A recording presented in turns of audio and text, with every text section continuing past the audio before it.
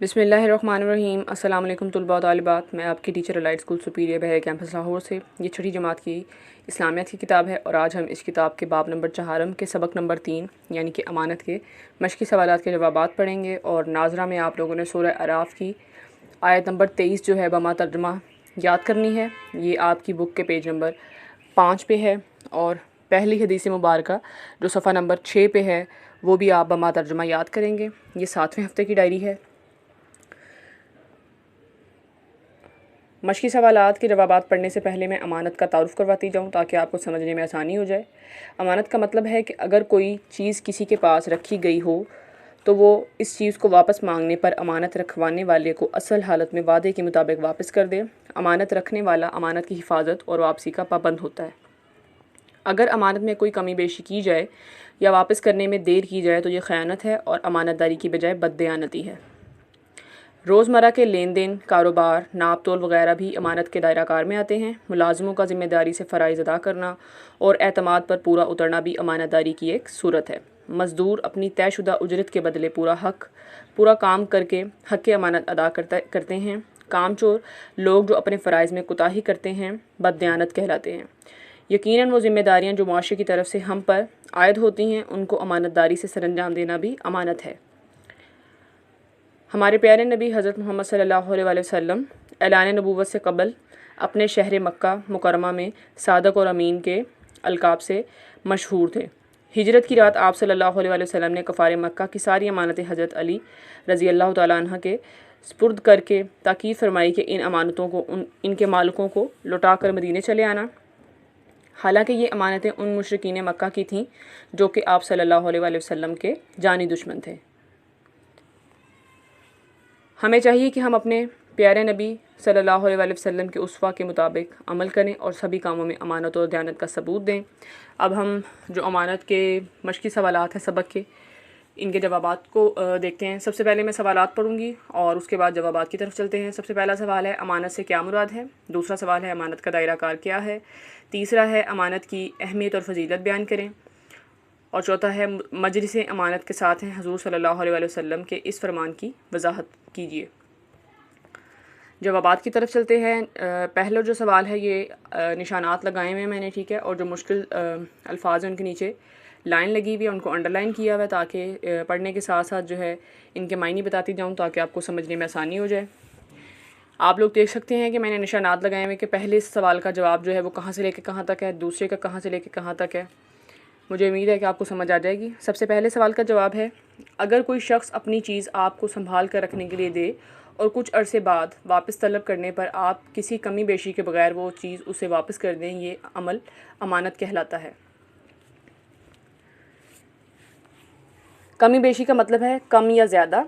अमानत के मायने है सुपुर्द की हुई चीज़।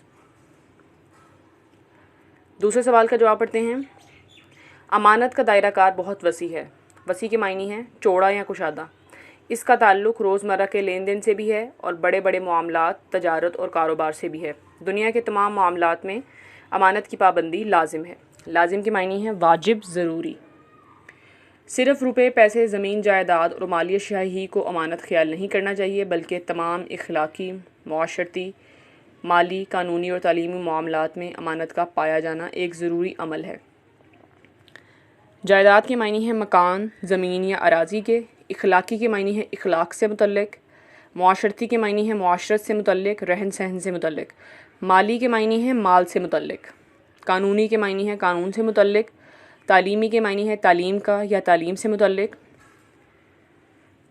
तीसरे सवाल का जवाब पढ़ते हैं। इस्लाम में अमानत को मोमिन के किरदार का जुज़ करार दिया गया है। जुज़ के मायने हैं हिस्सा या टुकड़ा। नबी करीम सल्लल्लाहु अलैहि वसल्लम के फरमान के मुताबिक जिस शख्स में अमानत की सिफ़त मौजूद नहीं इसका ईमान भी काबिल एतबार नहीं। सिफ़त के मायने हैं खूबी, तारीफ़ या उम्दगी। काबिल एतबार के मायने हैं यकीन के काबिल या भरोसे के काबिल। इसकी एक अच्छी जो शख्स अमानतदार होता है, लोग लेन देन, मेल जोल और कारोबार में इस पर भरोसा करते हैं, इसकी एक अच्छी साख कायम हो जाती है। भरोसा के मायने हैं जी एतबार और यकीन के। साख के मायने हैं एतबार, भरम या अच्छी शोहरत। اسی طرح اسے خوشی اور اطمینان کی دولت نصیب ہوتی ہے، اس کی تجارت میں اضافہ ہوتا ہے اور وہ اللہ تعالیٰ کے ہاں اجر و انعام کا مستحق قرار پاتا ہے۔ مستحق کے معنی ہیں حقدار، حق رکھنے والا، جیسا کہ اللہ تعالیٰ نے مومنوں کی ایک صفت یہ بیان فرمائی ہے۔ ترجمہ: اور وہ لوگ اپنی امانتوں اور عہد کا خاص خیال رکھتے ہیں۔ عہد کے معنی ہے وعدہ۔ آخری سوال کا جواب ہے چوتھے کا، مجلسیں امانت کے ساتھ ہیں۔ اس کا مطلب یہ ہے کہ مجلس میں جو بات کہی سنی جائے وہ امانت ہے، جسے ہر شخص کو بتانا امانت کے خلاف ہے۔ حضور صلی اللہ علیہ وآلہ وسلم کے ارشاد کے مطابق اگر کسی شخص سے کوئی مشورہ طلب کیا جائے تو یہ بھی ایک امانت ہے، چنانچہ مشورہ دینے والے کا فرض ہے کہ وہ صحیح مشورہ دے اور مشورہ لینے والے کے راز کو افشا نہ کرے۔ چوتھے سوال کا جواب آپ دیکھ سکتے ہیں کہ میں نے نشانات لگائے ہوئے کہ کہاں سے لے کے کہاں تک ہے۔ مجلسے کے معنی ہے جلسہ یا بیٹھنے کی جگہ۔ افشا کے معنی ہے ظاہر کرنا، کھولنا، آشکار کرنا یا فاش کر دینا۔ پہلی حدیث مبارکہ ہے۔ حدیث جو ہے وہ لغوی اس کے معنی ہے جی باتیں یا خبریں، اور شرع اصطلاح میں اس کا جو معنی ہے وہ ہے حضرت محمد صلی اللہ علیہ وآلہ وسلم کے اقوال و افعال۔ ٹھیک ہے، اس کا ترجمہ پڑھتے ہیں۔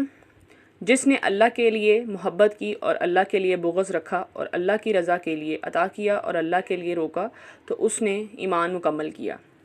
بغض کے معنی ہے نفرت، عداوت یا دشمنی۔ رضا کے معنی ہے خوشی، خوشنودی یا مرضی۔ سورہ اعراف کی آیت جو مبارکہ ہے 23، اس کا ترجمہ پڑھتے ہیں۔ اے ہمارے رب، ہم نے اپنے اوپر ظلم کیا اور اگر تو نے ہمیں نہ بخشا اور ہم پر رحم نہ کیا تو ہم ضرور نقصان پانے والوں میں سے ہو جائیں گے۔ طلباء طالبات، آپ نے یہ تمام سوالات اور ان کے جوابات جو ہیں یہ یاد کرنے ہیں اچھے طریقے سے، اور ان کو اپنی نوٹ بکس میں لکھنا ہے۔ ساتھ میں جو حدیث مبارکہ اور اس کا ترجمہ ہے اور سورہ اعراف کی جو آیت نمبر 23 ہے اس کا ترجمہ بما جو ہے عربی آپ لوگوں نے یاد کرنا ہے، ٹھیک ہے، اور اس کو اپنی کاپیوں میں لکھیں گے۔ اوکے طلباء طالبات، اللہ حافظ۔